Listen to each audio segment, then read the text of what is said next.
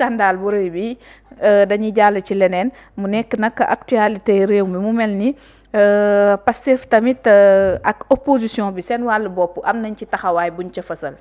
waaw ni nga ko waxee loolu nag mu ngi dellu si waat ak li xew ci daara yu kawe yeeg coow yi nga xam ne yii ëmb na ko lépp ak situation bi nga xam ne nii ci lañ nekkee. parce que guddiñ toll ni boo xoolee baax li ci gën a fës daanaka mooy coowal université bi nga xam ne am na beneen bi ci tegwaat mooy lii nga xam ne nii ñëw na ci mu mel ni de manière générale. xam nga les politiques moom d'habitude ku ci ne ak position gi muy cherché wu par rapport ak actualité yi nga xam ne noonu lay demee. yéenekaay gi di Walf Quotidien am na ci taxaw seetlu gu mag a mag goo xam ne nii def na ko ci genn wet mais xam naa ne boobu dafa xaw a demee côté. ci biir page ami mais lu bare bari boo koy seetlu dafay mel ni ne situation yu mel ni bu arrivé wala yii actualité bi am na mu mel ni. lan moo war a nekk la position wala lan moo war a nekk taxawaay bi nga xam ne les politiques aussi war nañ ko am parce que dafa am profil identifié yoo xam ne dañuy nekk à l'intérieur. te parfois seen ay kàddu wala seen ay position dafay am solo. par rapport ak ñeneen ci askanu Sénégal mais yii aussi nan lañ ko war a mën jëlee est-ce que dañ koy def un combat oubliant la politique ci benn côté wala ndax ñoom seen jëm bopp aussi dañ cee war a mën a dem ak réticence wala sax léeg-léeg ñi ciy teer benn bi nga xamante ni am na ci également aussi mooy lan moo war a nekk aujourd'hui la position de ces politiques là ak nan également lañ ci war a mën a doxee pour que Sénégalais yi mën a comprendre tamit parfois seen ay position par rapport à l'actualité ak nuñ ci war a mën a demee aussi surtout. alors sa réaction par rapport ak li nga xamante ni Babacar junj na ko posture yi moom ku ne am na li nga xamante ni fi mu ne moom nga koy adapté gis nga noonu la ko xët bi fësalee ba ngi leen dajale ñoom ñëpp itam ku nekkit gis-gis bi nga xamante ni yaa ngi koy yëkkati par rapport ak li xew. waaw parce que pour man dafa am ñetti problème. Pastef au pouvoir. oui ñetti problème. bi si jiitu mooy l'opposition boobu Pastef mën na koo gérer mu ngi koy gérer sax ba fii mu neew sax ñeenti problème bi si jiitu moom mooy l'opposition mais boo ko jàng su langue politique ñett la. mais bu nekkee de manière plus globale ñeent. beneen bi si topp mooy Pastef si wàllu boppam problème Pastef la beneen bi si topp mooy Diomaye président. léegi bi ma doon wax ñeenteel boo ko jëlee de manière large moom mooy la situation socio-économique loolu tam problème la parce que loolu sax moom mooy opposant bu njëkk bi nguur gi am mais loolu comme bokkul ci langue politique ma jël ñett yi rek mais mu njëkkee ci Pastef ak Pastef ci wàllum boppam parce que sànq maa ngi koy wax am na yenn yoo xam ne nii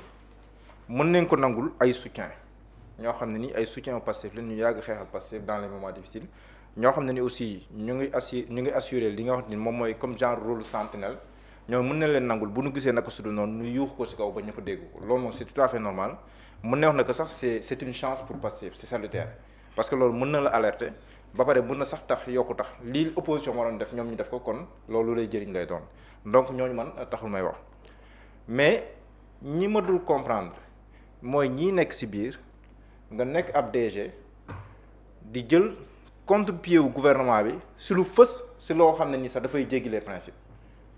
mu mel ni dafay am leneen loo xam ne nii moom moo si rax te xamoo yow boo nekkoon place su maître Bamba Cissé peut-être que même ça serait pire te boo fàttalikoo tuuti jamono yu muy métti sax kiy jaay guerrier tey jamono yu muy métti daanoo ko gis du si bari kon ñooñu tey jaay guerrier bi ñu bëri di leen tàccu man dama jàpp ne loolu ay but contre son camp la yu ay nit di def yu bokk biir Pastef mais comprendre naa ñi nga xam ne aussi dañuy nekk ci biir mais di jël affaire yi non pas ñoom dañuy beddeeku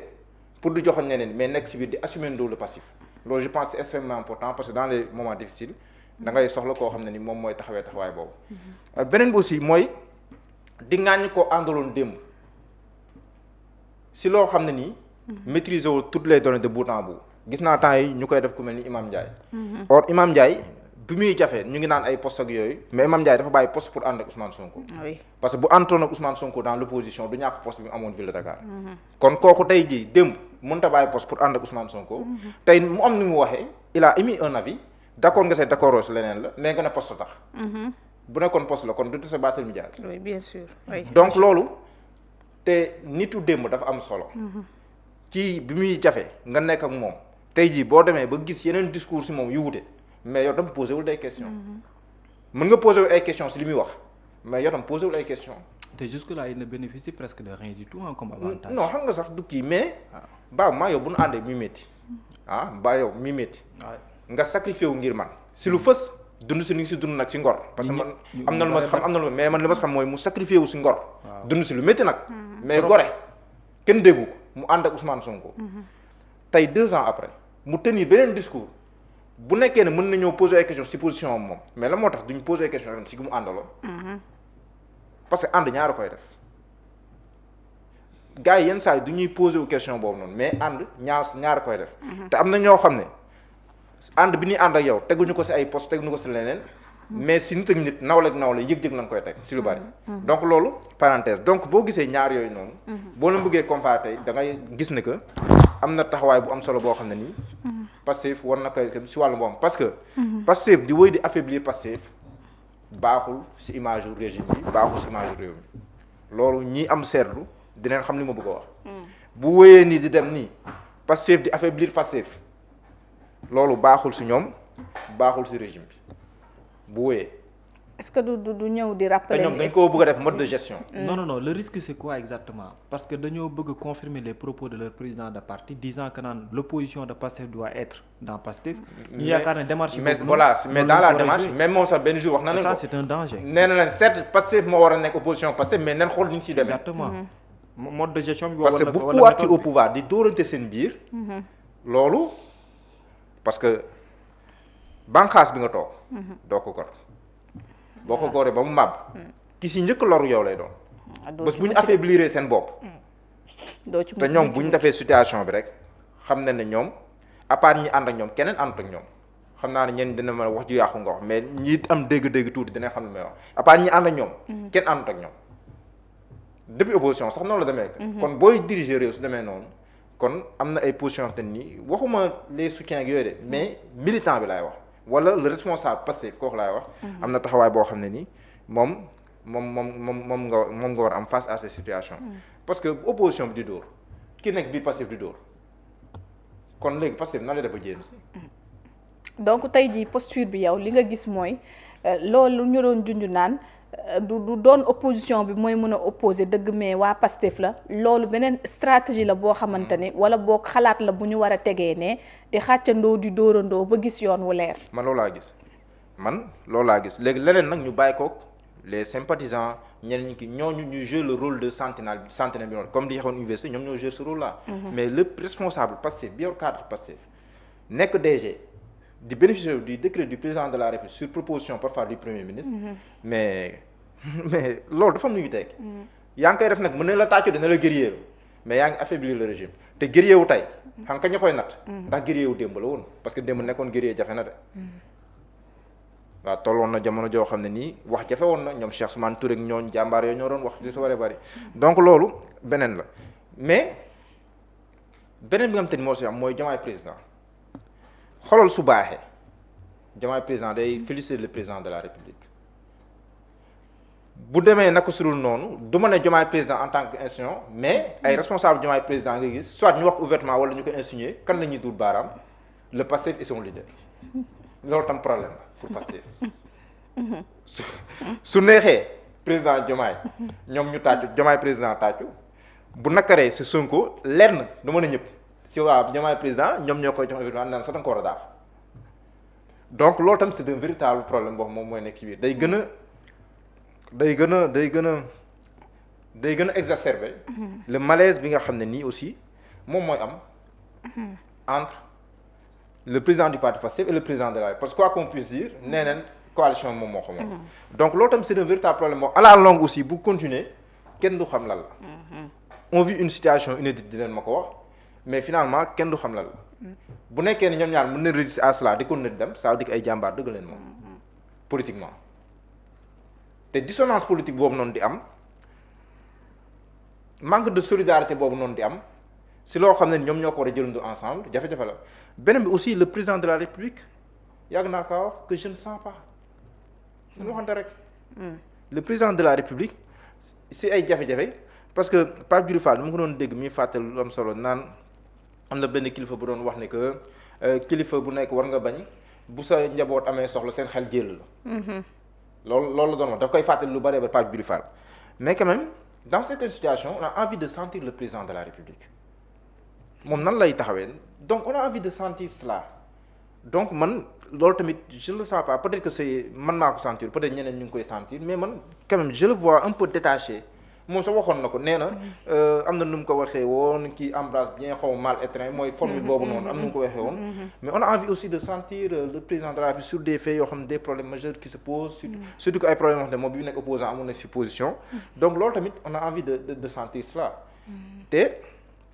man daal je ne le sens pas beneen mooy opposition bi l'opposition moom est dans son rôle opposition moom lépp lu mu jekku mu jàpp ne mën na yaaxal gars yi daf si nekk l'opposition est dans son rôle mais man pour man problème mu Pastef politiquement mooy Pastef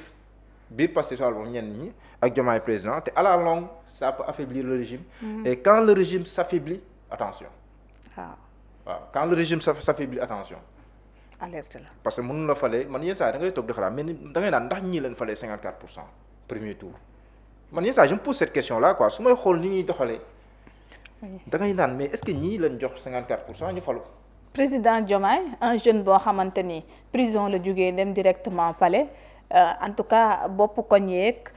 li xew ci biir quartier yi ndawaan yeeg yoon yeeg li xew en tout cas ci société bi dara ump ko ci ndax da koo dund. directement ñëw ci nguur gi. parce que li étudiants yi di dund ni. dund na ko am nay position yi mu ci amoon moom te. gars yi dañuy wóyal seen ay réformes c'est normal parce que ñoom dañoo war a réformer dañoo war a def ay rupture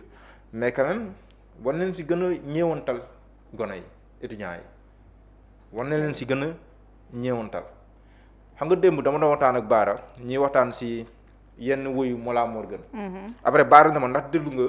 benn woy bu ñu doon woy si université ma dégluwaat ko boobu jamono jooju jamonoy kër gi la mais boobu Mollah Morgun la caat ak kilifa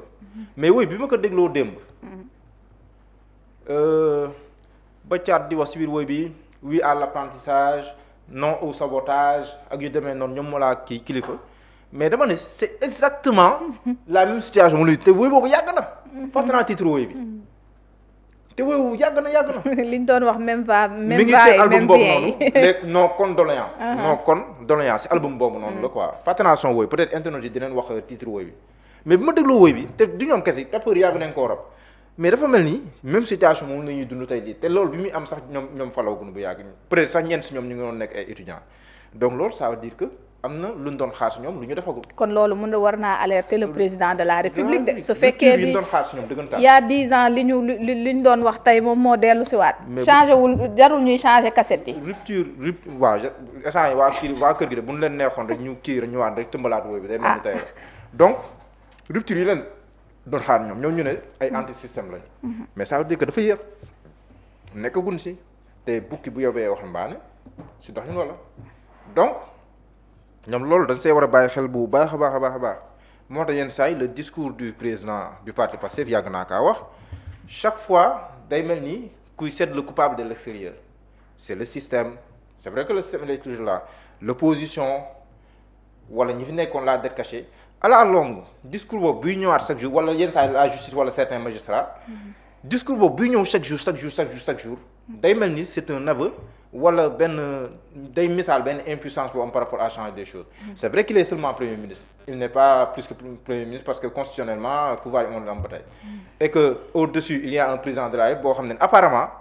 dafa mel ni ñoom ñaar bokkuñu rythme si yenn yi sax bokkuñu gis-gis mais quand même le discours aussi ça pose problème on a besoin d'un gouvernement qui rassure on a besoin de dirigeants qui rassurent la population te loolu laa gisul dëggantaan si ñoom xool maanaam dans les perspectives booy doon xool Sénégal fu mu toll nii perspectives yi bon peut-être man la mën na am yéen di ngeen gis ne peut-être bon am na luy neex luy xeeñ neex luy waaj a ñëw ak yooyu li raam di ñëw comme ni ko waaj di wax ni ma gis mi raam di ñëw mais les perspectives me semblent un peu sombres quoi. Ça ne rassure pas. Nos dirigeants ne rassurent pas.